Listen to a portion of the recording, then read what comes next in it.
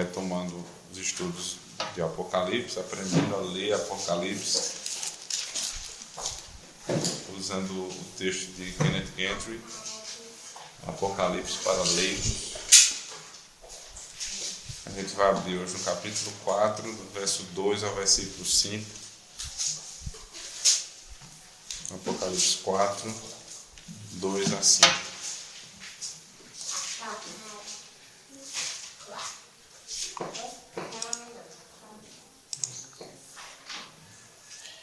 Imediatamente eu me achei em espírito, e eis armado no céu um trono, e no trono alguém sentado.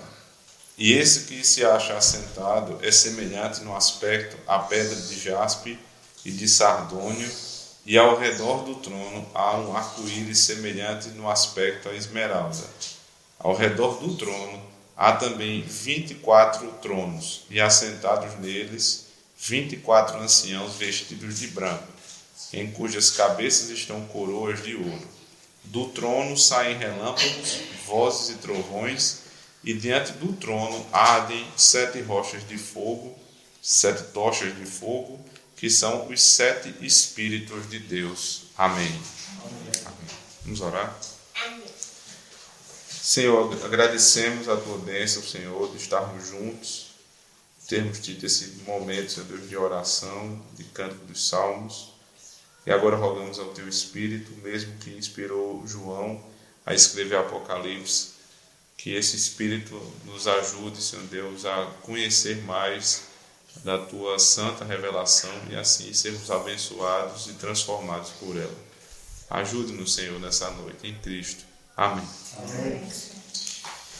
Uma das coisas mais importantes quando a gente lê um texto, quando a gente está sendo treinado em interpretação, é aprender a descobrir qual é o tema do texto.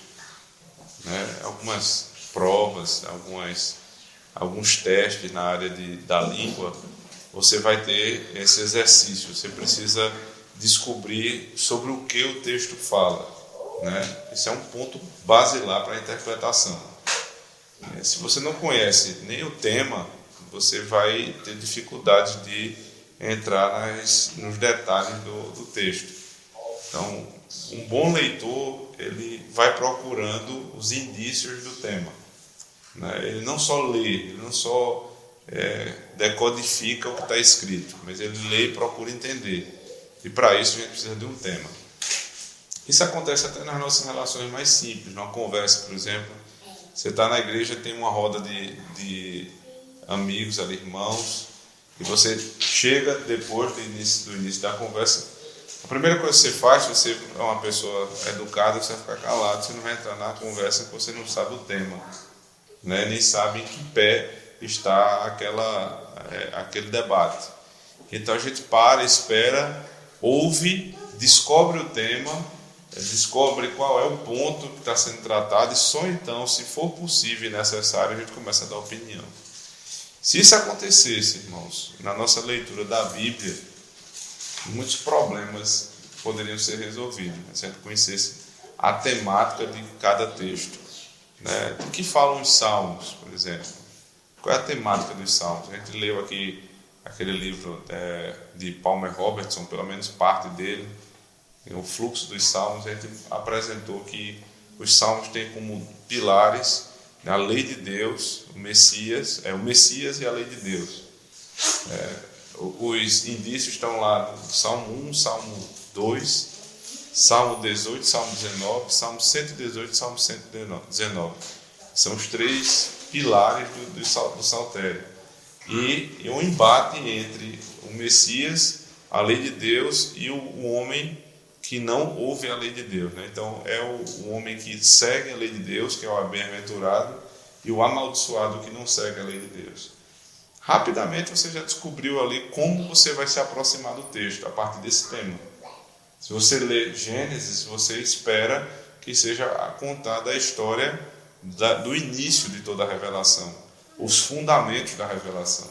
Você lê os evangelhos, você espera que se conte não só como se fosse uma biografia de Cristo, mas a interpretação cristã, neotestamentária, de tudo aquilo que aconteceu no Antigo Testamento, prevendo, né, ou profetizando a vinda de Cristo. Esse tipo de informação, quando a gente tem, nos ajuda a conhecer melhor a temática, a leitura, né, e a compreensão do livro. Em Apocalipse isso funciona muito bem, porque quando a gente lê um texto como esse que eu acabei de ler, Apocalipse 4, do 2 ao 5, e a gente começa a falar de trono, né, de trovão, relâmpago, e parece uma imagem muito aterrorizante, a maioria das pessoas para de ler Apocalipse porque começa a pensar já que virá um juízo sobre a igreja ou sobre os crentes. Quem sabe eu estou no meio aqui desse juízo. Mas uma coisa que já nos ajudou a perceber que nós não devemos ter tanto medo assim, primeiro é que isso aqui foi uma ameaça contra Israel, que se cumpriu no ano 70. Isso acho que já ficou claro na sequência dos nossos estudos. E, em segundo lugar, o tema que está sendo proposto aqui tem ligação com o período, ou seja, o tema continua sendo Israel. E essa vai ser o nosso estudo hoje, né?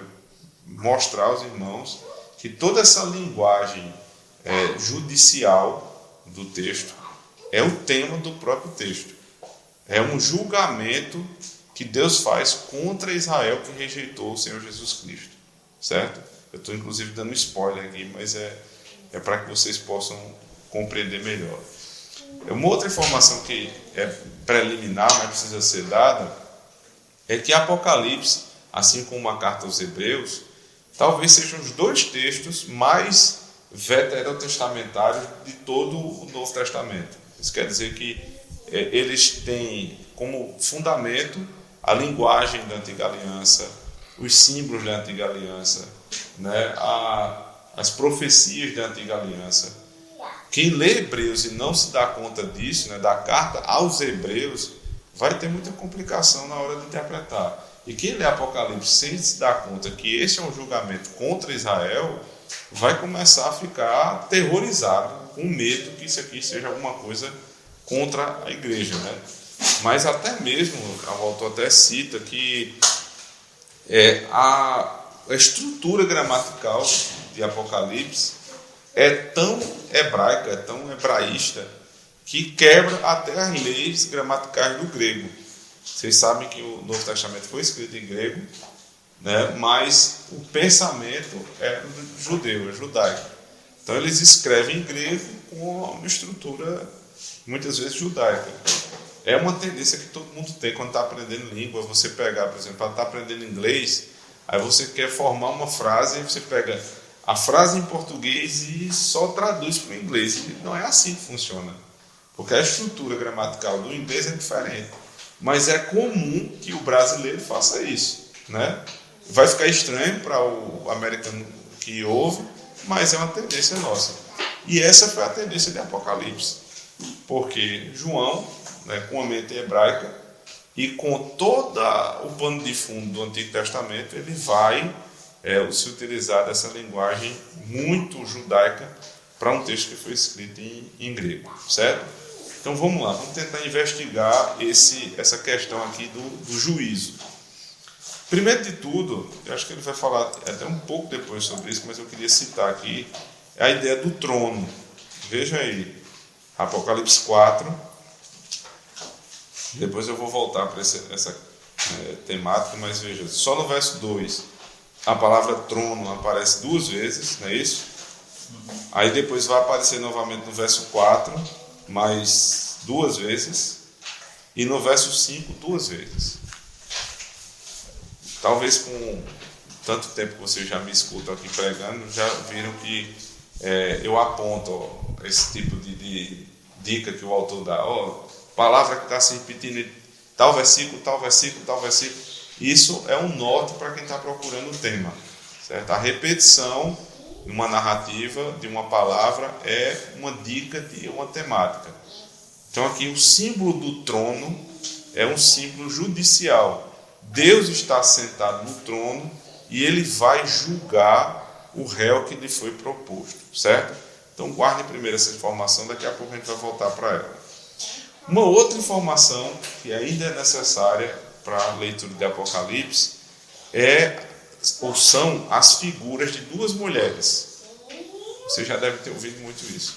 É a figura da prostituta, da meretriz, que é chamada de Babilônia, e a figura da noiva, que é bem fácil de entender, e é a igreja. Esse tipo de linguagem não surgiu do nada, surgiu do Antigo Testamento. Abra comigo aí, por favor, Isaías 54, verso 5.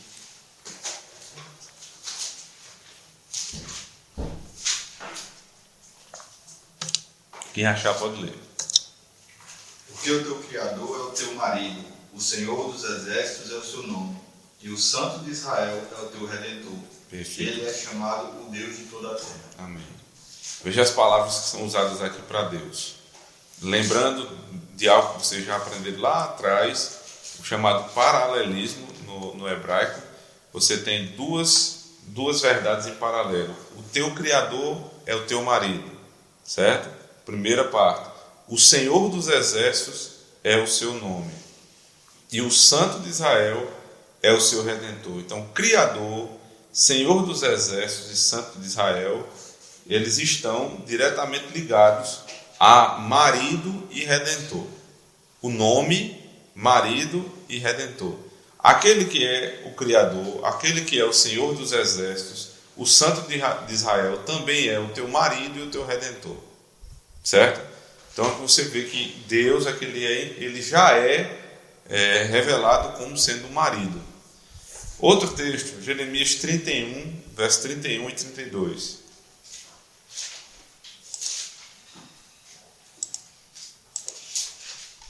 Jeremias 31 e 32.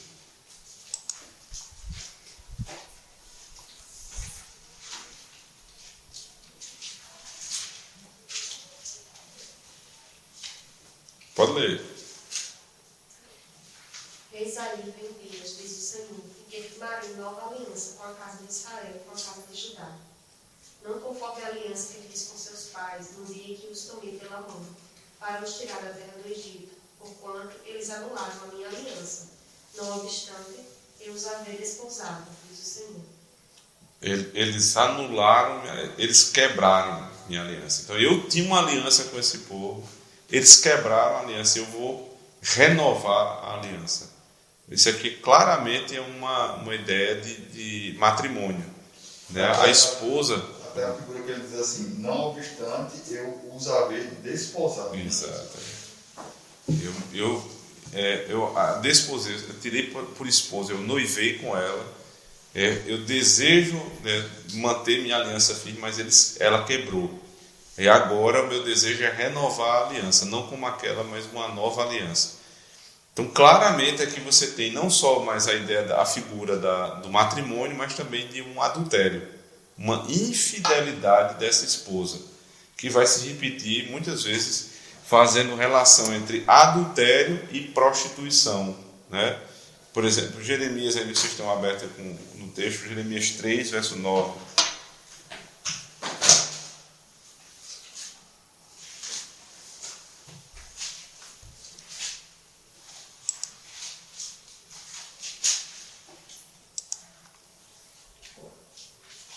Jeremias 3, 9. Sucedeu que pelo ruidoso da sua prostituição poluiu ela a terra, porque adulterou, adorando pedras e árvores. Como foi que ela adulterou? Adorando pedras e árvores. O símbolo da idolatria. A idolatria é adultério. Sabe por quê? Porque, só para não ficar só no símbolo, mas qual o significado do símbolo? O símbolo tem por trás dele uma simbologia e um significado. Porque prostituição tem ligação com idolatria? Porque adultério tem ligação com idolatria? Porque veja só, quantos deuses existem? Um Deus. Quantas noivas Deus tem? Uma. Então é um Deus e uma esposa. Então, ou a religião monogâmica que nos ensina monogamia é a religião monoteísta. O fato de você ter um Deus nos leva a ter um casamento com uma esposa só. Porque todas as vezes que um homem ou uma mulher eles colocam uma terceira pessoa, então como eles estivessem entrando aqui numa estrutura não mais monoteísta, mas uma estrutura politeísta, que leva à poligamia. Quantas vezes a gente viu o texto do Antigo Testamento falando que Israel se prostituiu e se deitou em prostituição com outros deuses. E quando você vai ver o tipo de adoração desses deuses, era uma adoração de bacanal, de orgias. Mas no culto bíblico não é assim. Você vê a família chega, o marido, a esposa e os filhos. Por que um marido para uma esposa com seus filhos? Porque Deus, ele só tem uma esposa. E por que um homem com uma mulher? Porque Deus se revelou, ele sempre se revela como homem, né? Não que ele seja masculino, mas, por exemplo, Cristo não nasceu mulher, Cristo nasceu homem, porque a figura masculina tem mais ligação com esse aspecto, né? Apesar de existirem aspectos de feminilidade no trabalho de Deus, como auxílio, né? Como suporte, mas Deus se apresenta como homem e ele só tem uma esposa. Então nós devemos ter só uma esposa. Ele tem filhos que são produzidos com a esposa. Veja que coisa interessante, né? É a igreja que dá à luz os filhos. É na igreja que os filhos de Deus nascem. Então, quando a gente pensa, né, em qualquer estrutura familiar fora desses padrões, inevitavelmente a gente vai mudar a teologia. Na verdade, a teologia já foi mudada. Quando o crente começa a fazer concessão, por exemplo, qual é o problema de dois homens ter um relacionamento? Qual é o problema de um homem ter duas mulheres ou uma mulher ter dois homens? Qual é o problema dessas coisas? O problema, a coisa mais aparentemente menos séria, um casal que não quer ter filhos. É porque isso implica em teologia. Não existe uma atitude nossa, uma ação que não corresponda a um pensamento. As coisas que você faz passaram pela sua cabeça. Umas foram mais bem pensadas, outras menos bem pensadas. Mas todas correspondem a uma teologia. Nós vivemos em referência a Deus, irmãos. Tudo que a gente faz.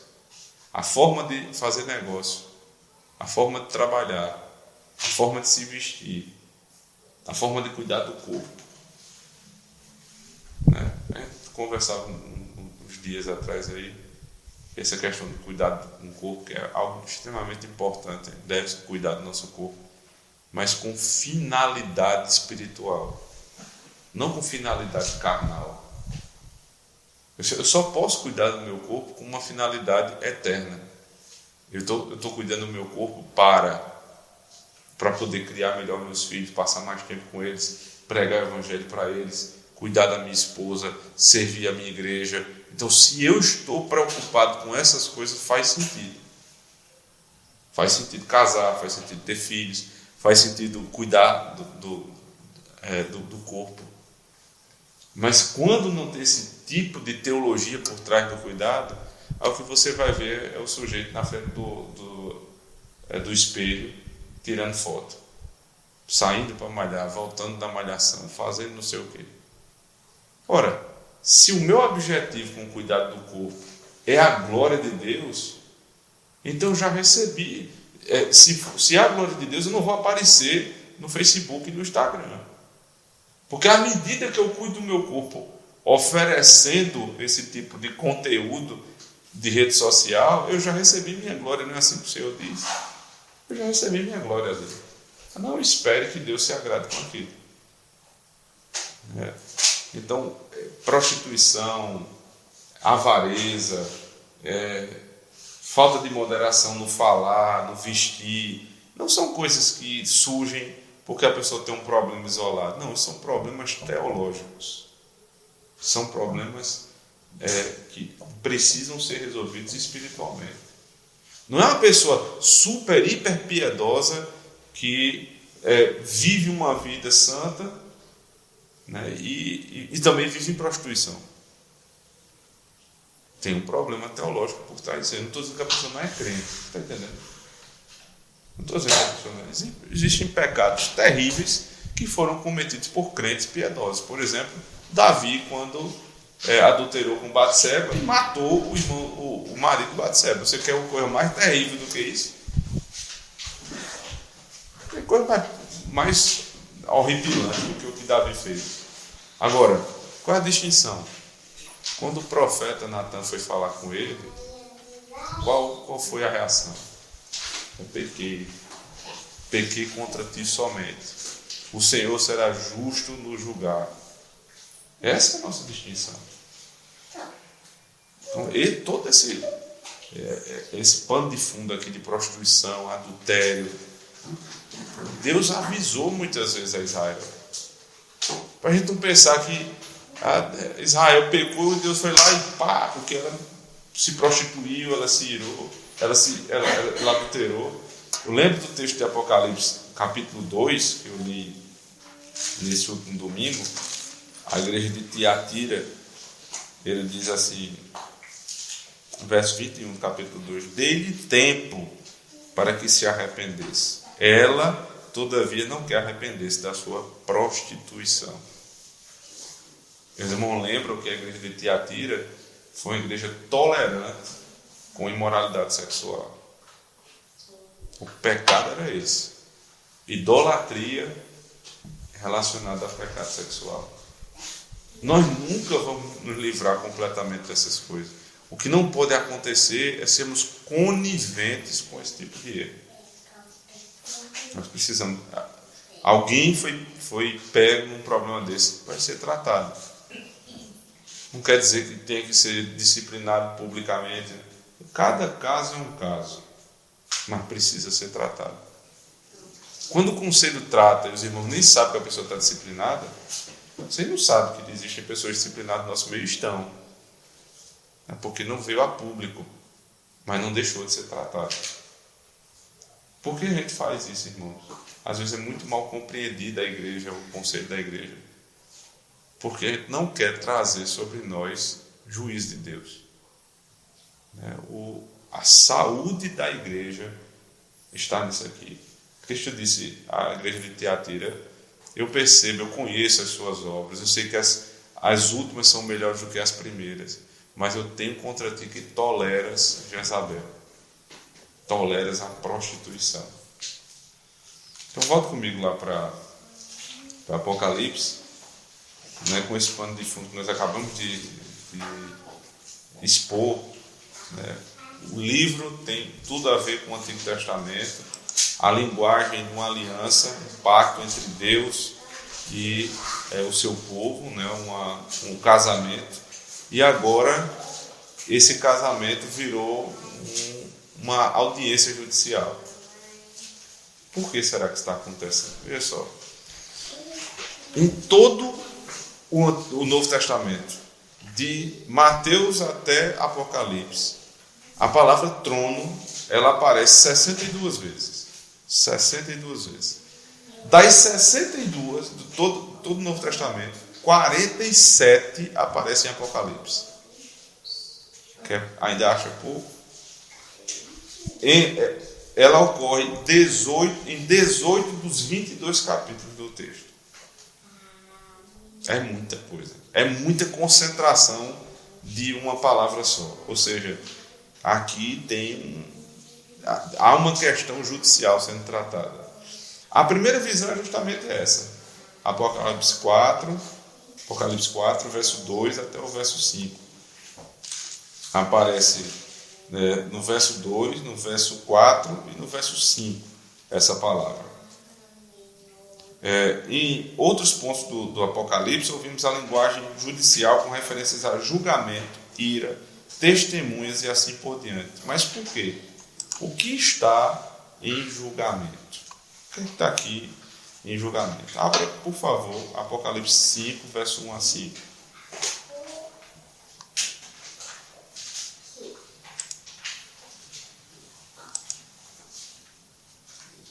Alguém lê, por favor. Vi na mão direita daquele que estava sentado no trono um livro, escrito por dentro e por fora, e todo selado com 7 selos. Vi também um anjo forte que promulgava em grande voz: quem é digno de abrir o livro e de desatar os selos? Ora, nem no céu, nem sobre a terra, nem debaixo da terra, ninguém podia abrir o livro, nem mesmo olhar para ele. E eu chorava muito, porque ninguém foi achado digno de abrir o livro, nem mesmo de olhar para ele. Todavia, um dos anciãos me disse: não chores, eis que o leão da tribo de Judá, raiz de Davi, venceu para abrir o livro e os seus 7 selos. A angústia de João era essa, né? Ninguém conseguia abrir o livro. Um livro que era escrito por dentro e por fora. Antes da gente investigar exatamente o que quer dizer essa questão do livro, vamos se voltar para a questão das duas mulheres, né? As duas personagens de Apocalipse. A Babilônia, a meretriz, a prostituta, e por outro lado, a noiva. Né? Volte comigo lá para Deuteronômio 24, verso 1 a 3. A gente viu que o Antigo Testamento usa muito essa linguagem, né, de casamento, Deus como marido, a igreja como esposa, e há um pecado, há uma infidelidade. Como é que infidelidade é tratada na Escritura? Deuteronômio 24, verso 1 e verso 3. Vendo Balaão, que bem parecia aos olhos. Não. É Eu assim. estou em número. É de 1 a 3, né? Isso. Quando o homem tomar uma mulher e se casar com ela, então será que, se não achar graça em seus olhos, por nela encontrar coisa indecente, far-lhe-á uma carta de repúdio, ele a dará na sua mão e a despedirá da sua casa. Se ela, pois, saindo da sua casa, for e se casar com outro homem, e este também a desprezar, e lhe fizer carta de repúdio, e lhe der na sua mão, e a despir da sua casa, ou se este último homem, que a tomou para si como mulher, vier a morrer, então seu primeiro marido, que a despediu, não poderá tornar a tomá-la, para que seja sua mulher, depois que foi contaminada. Pois é abominação perante o Senhor. Assim não farás pecar a terra que o Senhor teu Deus te dá por herança. Amém. Veja só, como é que é tratado o divórcio, como era tratado o divórcio em Israel. Se você for pego, divórcio não, o adultério, se você for pego adulterando, você não tem conversa, né? Você vai ser morto, apedrejado. Depois de passar pelo processo, você é apedrejado. Qual é o objetivo disso? Ele diz aí, para que seja extirpado o mal de Israel. Não tem negócio de prisão, de recuperação, de ressocialização, não tem papo. O adultério era punido com apedrejamento. Já pararam para pensar porque era uma pedra o instrumento utilizado? Porque Cristo é a rocha. Porque a pedra é Cristo. Paulo diz lá em 1 Coríntios 10, né? Porque a pedra é Cristo. Quem estava executando o adúltero era o próprio Cristo. Porque ele é um esposo fiel. Ele não admite de maneira nenhuma infidelidade. Então, agora, em todos os casos, você tinha a questão do adultério sendo punido com morte. Nem todos os casos, né? Até lembrou ontem aqui o caso de José, que quando descobriu que Maria adulterou, não descobriu, ele imaginou, pensou que ela tivesse adulterado porque não tinha se achegado a ela e ela engravidou. O texto diz lá em Mateus que resolveu não infamá-la, não difamá-la, né? Ele saiu em secreto. Então era uma coisa tão íntima assim que a vítima deveria denunciar. Então, se a vítima não denuncia, não tivesse flagrante de outra pessoa, dava carta de divórcio e pronto. Né? E eles nem estavam casados, eles estavam noivos. Porque no noivado o contrato é um contrato pré-nupcial e qualquer infidelidade durante o contrato era considerada adultério, certo? Então, o modo de tratar adultério, segundo a Escritura, é com a morte. Guarde essa informação e lembre daquela primeira, que o relacionamento de Deus com a igreja é um relacionamento de casamento. E vá comigo agora para Jeremias 3, verso 8. Jeremias 3, 8.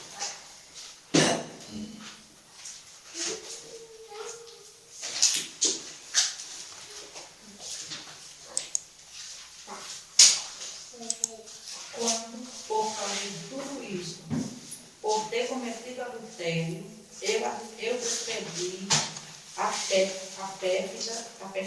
pérfida Israel e lhe dei carta de divórcio.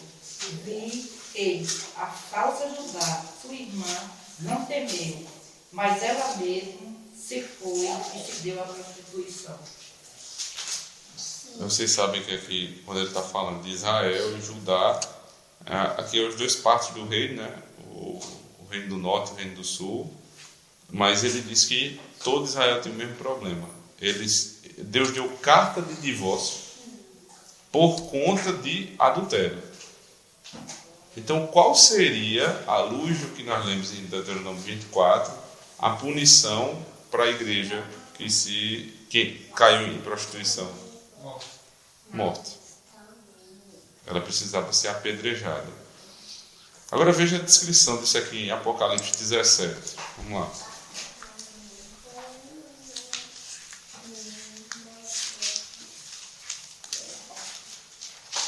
Verso 4 e 5.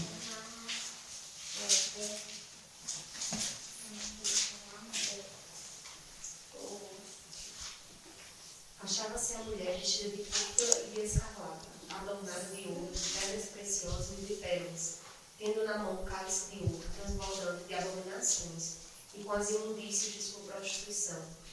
Na sua fronte achava-se escrito o nome do mistério, Babilônia, a grande, a mãe das meretrizes e das abominações da terra. Babilônia, a grande, a mãe das meretrizes. Você percebe que na descrição do verso 4, a descrição de como uma prostituta se veste, né? Muito chamativo. Sempre foi assim, né? E ainda tem gente que diz, não, minha roupa não tem nada a ver com minha fé. Tem tudo a ver. Quem vê roupa não vê caráter. Talvez não veja todo, mas dá bons indícios do tipo de caráter que você tem, do tipo de pudor e moral e fé que você carrega. Porque a descrição da prostituta aqui é a descrição de como ela se vestia. Ele nem entra nos detalhes do que ela fazia, né? Só diz que ela é prostituta. Mas como ela se apresentava era muito forte.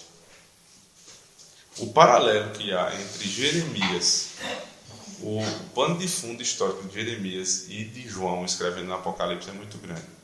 Porque lá em Jeremias, quando ele está escrevendo o texto, ele está para ver a queda do primeiro templo. Quando Deus puniu Israel e fez arruinar o primeiro templo. E Apocalipse, provavelmente escrito na década de 60 do tempo comum, né, do primeiro século, esse texto ele está justamente antecipando o que vai acontecer com o templo de Herodes, né, o templo que foi escrito ou que foi construído muito tempo depois, que vai ser derrubado no ano 70. O versículo 6 aí do Apocalipse 17 também para mim dá uma dica muito boa também. Leia aí, André, por favor. Então vi a mulher embriagada com o sangue dos santos e com o sangue das testemunhas de Jesus. E quando a vi mesmo em grande espanto. Perfeito. Quem foi que se banhou com o sangue de Jesus Cristo? Qual foi o povo que fez isso? Os judeus. Os judeus. Eles que preferiram Barrabás a Cristo. Eles que disseram, caia sobre nós a maldição, sobre nós e sobre os nossos filhos. Né? A própria perseguição aos santos da época. Aos santos, a morte de muitos santos. Então, aqui todo o pano de fundo, você vê. O que aconteceu lá em Jeremias foi Israel caiu em idolatria, Deus veio e disciplinou Israel, derrubando o templo e levando o povo para o cativeiro babilônico. Aí qual é a forma de chamar essa meretriz? Babilônia. Tem tudo a ver com a linguagem de Jeremias, né? Jeremias também protesta contra a impureza abominável de Jerusalém. Lá em Jeremias 13, 27 diz assim: tenho visto as tuas abominações sobre os outeiros e no campo, a saber, os teus adultérios, os teus rinchos e a luxúria da tua prostituição. Ai de ti, Jerusalém, até quando ainda não te purificarás? Agora veja Apocalipse 17, 4. Voltando para o texto que a gente leu agora há pouco. Diz assim: achava-se a mulher vestida de púrpura e escarlata, adornada de ouro, de pedras preciosas e de pérolas, tendo na mão um cálice de ouro transbordante de abominações e com as imundícias da sua prostituição. Muito, muito semelhante. Mas João não usa só Jeremias, ele usa Ezequiel também, né? Em relação à visão do trono. Abra comigo, por favor, Ezequiel 1, 28.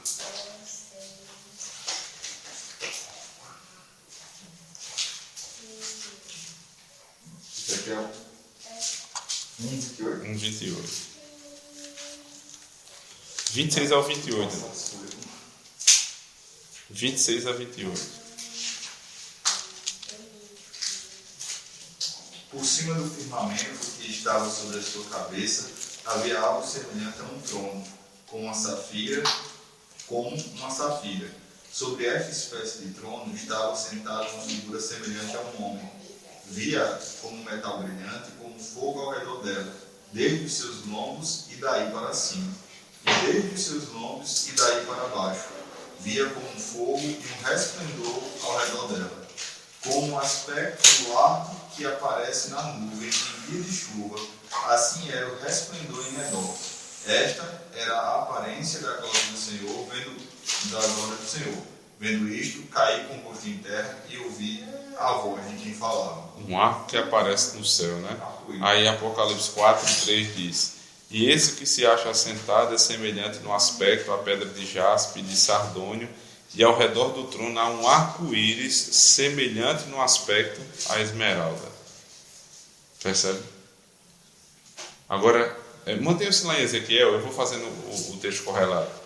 Ezequiel 1, 5.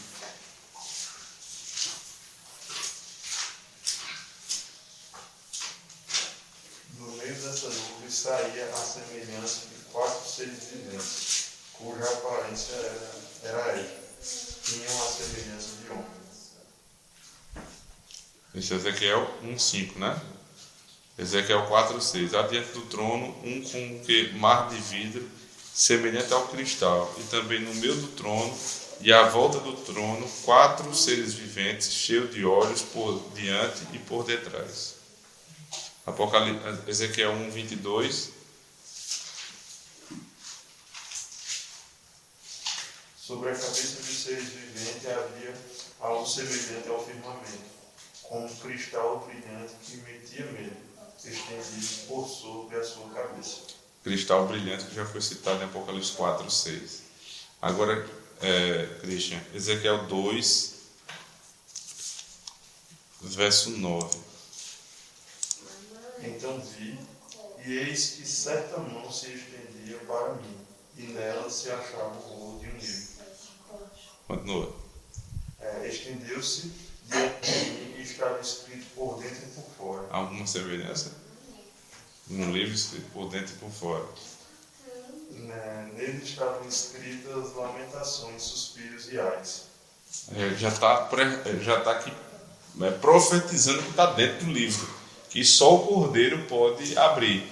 Mas como ele está inspirado pelo Espírito do Cordeiro, ele está dizendo, o que tem lá dentro são as lamentações, os suspiros e os ais, ou seja, maldição, sobre o povo que ele está vindo o juízo.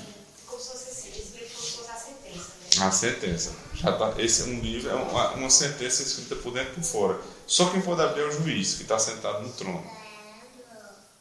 Que aí João se desespera lá e diz: não tem ninguém que possa abrir, senão o cordeiro é digno. Aí no 3:1 ainda disse: filho do homem, come o que achares, come este bolo, vai e fala à casa de Israel. Quem é o filho do homem na linguagem profética? Cristo. É interessante isso, que a gente sempre volta ali também para no Evangelho, quando a gente está nas parábolas, a partir do Mateus 21, que é dos lavradores maus, é a mesma coisa. Israel, né, matando os profetas, matando até o filho, e o rei vindo destruir eles e arrendando a vinha para outros. Aí no capítulo 22, a parábola, mais uma vez, das bodas do filho, o primeiro convite para Israel rejeitando o convite, o rei destrói a cidade e convida outros. Quando chega no 23, ai, que vai acontecer com Israel, e no 24 acontece, é profetizado o ano 70, né? Perfeito. Até essa estrutura sempre se repete. Em Ezequiel 2 e 3 vem a profecia da devastação, né? E nos capítulos seguintes é só a maldição. Aí em Apocalipse, você vai ler do Apocalipse 1 até o Apocalipse 5, são as profecias do que vai acontecer. A partir do 6 ao 19 já é a devastação de Jerusalém. Já é a devastação. Então volta lá para o Apocalipse, por favor. 5:1.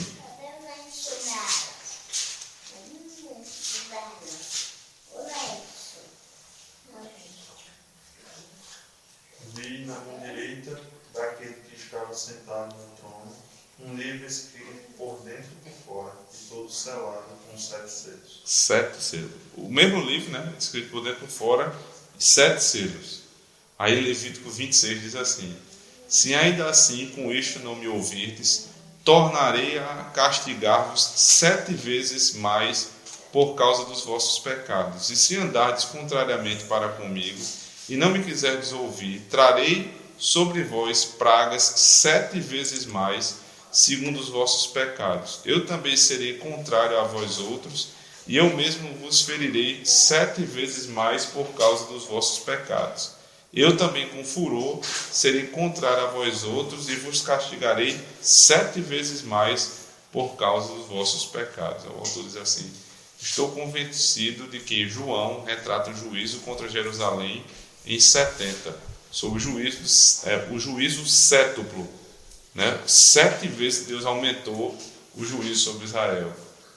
Não apenas com um livro selado com 7 selos, mas também com as 7 trombetas e as 7 taças. Vocês se lembram que são figuras de Apocalipse, né? 7 trombetas, 7 taças, 7 selos, são todos símbolos de maldição.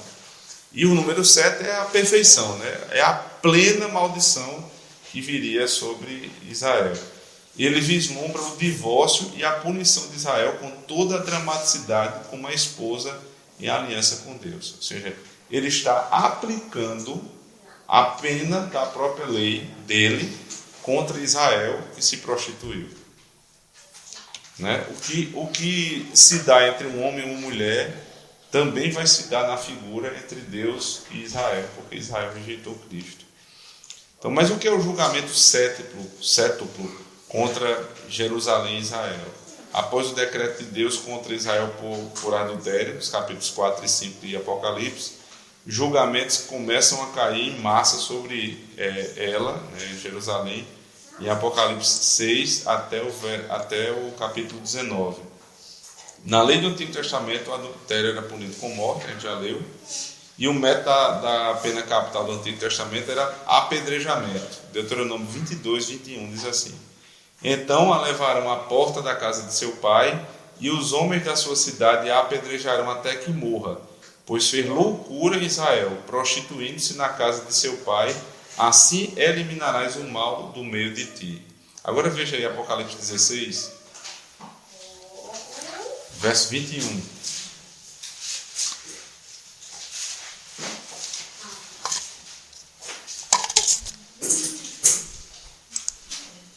Também desabou do céu sobre os homens grande saraivada, como pedras que pesavam cerca de 1 talento.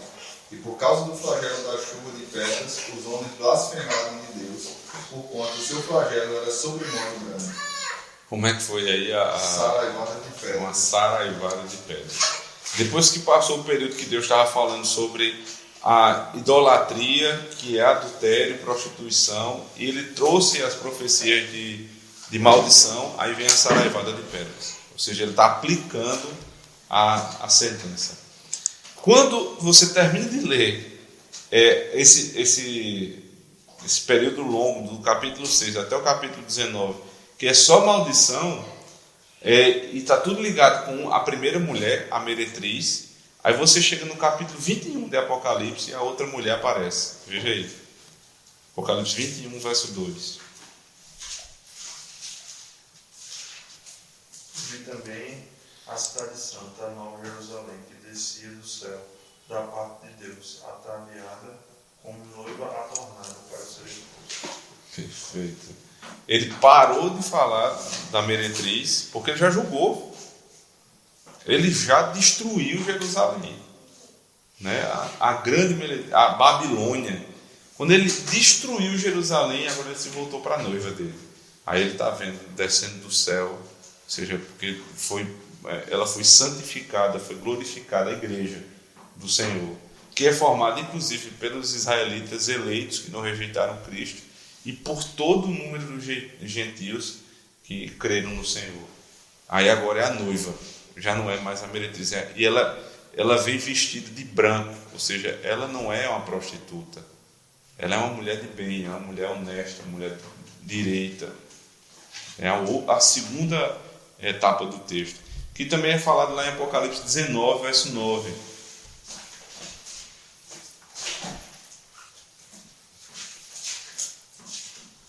Então me falou o anjo, escreve, bem-aventurados aqueles que são chamados a ser das bodas do Cordeiro. E acrescentou, são estas as verdadeiras palavras de Deus. Perfeito. Isso aqui é justamente a transição da Jerusalém prostituta, que foi destruída, e agora começa a falar sobre as bodas do Cordeiro, que é o casamento de Cristo com a sua noiva. E no capítulo 21, a noiva entrando para o casamento. Gálatas 4, 25 e 26 diz assim: ora, Agar é o Monte Sinai na Arábia e corresponde a Jerusalém atual, que está em escravidão com seus filhos. Ele diz, olha, Agar, esse nome de Agar, que era concubina de Abraão. Então, essa mulher, ela corresponde, ela é uma analogia, ela é uma alegoria de Jerusalém atual. Porque a Agar era concubina, era uma mulher que se prostituía. E ela está em escravidão com seus filhos. Mas Jerusalém, lá de cima, aqui vai descer no capítulo 21 de Apocalipse, a qual é a nossa mãe. A primeira é uma prostituta. Essa aqui é a nossa mãe, Sara. A promessa da verdadeira Jerusalém veio para Abraão. Abraão e Sara, não Abraão e Agar. E está se cumprindo agora. A Agar foi retirada. Então, ou seja, quando você lê lá atrás em Gênesis, a Agar sendo despedida, você tem que dizer, porque o Senhor vai despedir Jerusalém. E ele vai ficar com a verdadeira Jerusalém. A igreja do Senhor Jesus Cristo, a noiva, que é pura. Aí o final, só para terminar, Hebreus 12, 22 diz, mas tende chegado ao Monte Sião, e à cidade do Deus vivo, a Jerusalém celestial, dizendo aos hebreus, né? Esqueçam a Jerusalém da terra.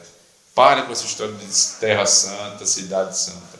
É a Jerusalém celestial. E há incontáveis hostes de anjos. Assim, a Jerusalém celestial de João é uma imagem do cristianismo. A igreja cristã substitui a igreja judaica. A fé cristã substitui a fé judaica no plano divino de redenção. Como consequência, a conclusão do Apocalipse, não vemos Deus sozinho sem esposa, sem um povo em aliança. Em vez disso, vemos que uma nova noiva lhe foi preparada. Amém. Amém. Agora eu já não vou mais ler Apocalipse com medo do Senhor destruir tudo, né? Eu vou ler Apocalipse dizendo: o Senhor vai julgar cada um dos seus inimigos. Assim como ele fez com Jerusalém na década de 70 do primeiro século, ele vai fazer com todos esses governantes miseráveis, com todos os juízes corruptos, com todos os pastores ladrões, com todos eles. O Senhor vai derramar a sua ira sobre esses homens. É uma palavra de esperança, irmãos. E nós temos a promessa que vamos casar com o Senhor e vamos para uma festa eterna nas bodas do Cordeiro. Agora mudou a perspectiva do tema de Apocalipse, né? É um livro de esperança, não um livro de tristeza. É um livro de promessa, não só de ameaça, né? Ao vencedor, dar-lhe a coroa de vida. Ao vencedor, eu vou chamá-lo para morar comigo eternamente. Esse é o tema de Apocalipse. É a promessa de um casamento eterno com a igreja e a promessa de vingança contra os nossos inimigos. Amém. Amém. Vamos orar, irmãos. Obrigado, Senhor, pela maravilhosa bênção que temos, Senhor Deus, de aprender mais a respeito desse livro. Um livro cheio de glória, Senhor Deus, cheio de promessas, cheio de alegria para o teu povo, que tantas vezes é mal compreendido, Senhor Deus, e traz medo, temor e até, Senhor Deus, um desejo de se afastar dele, Senhor Deus, justamente para aqueles que precisam mais se aproximar do Senhor. Em Apocalipse nós temos visto, Senhor Deus, o Senhor restaurando a aliança conosco, o Senhor punindo os teus inimigos e o Senhor glorificando o teu nome juntamente com a tua igreja. Obrigado por esse ensinamento, nos faz meditar nele e viver, Senhor Deus, esperando as bodas do Cordeiro. Em Cristo nós oramos, Pai. Amém. Amém.